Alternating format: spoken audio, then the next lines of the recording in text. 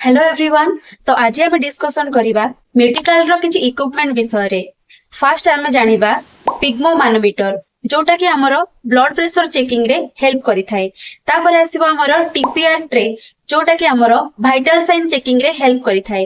तापर आसीबा हमरो लैरिंगोस्कोप जोटा कि लैरिंग्स रो एग्जामाइन करिबारे से हमको हेल्प करि थाए। तापर आसीबा हमरो ऑटोस्कोप जोटा कि हमरो कान रो एग्जामिनेशन रे हेल्प करि थाए।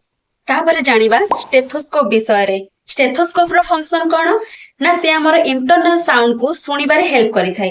तापर जानिबा व्हाट इज फिटोस्कोप जोटा कि हमर फिटल हार्ट साउंड सुनिबारे हेल्प करि थाए। तापर जानिबा टंग डिप्रेसर रो फंक्शन कोन जोटा कि हमर माउथ आ टंग रो एग्जामिनेशन रे से हमको हेल्प करि थाए।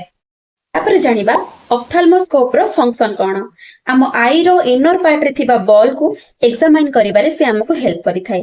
प्रोटोस्कोप रो फंक्शन कोन आम रेक्टम रो एग्जामाइन करिया पई से हमको हेल्प करि थाए। ट्यूनिंग फॉर्क रो फंक्शन कोन आम हियरिंग को एग्जामाइन करिबारे से हमको हेल्प करि थाए। तापर जानिबा फैरिंजियल रिट्रैक्टर रो फंक्शन कोन आम फैरिंग्स को एग्जामाइन करिबारे से हमको हेल्प करि थाए। परकशन हैमर रो फंक्शन कोन आम रिफ्लेक्शन को एग्जामाइन करिबारे से हमको हेल्प करि थाए।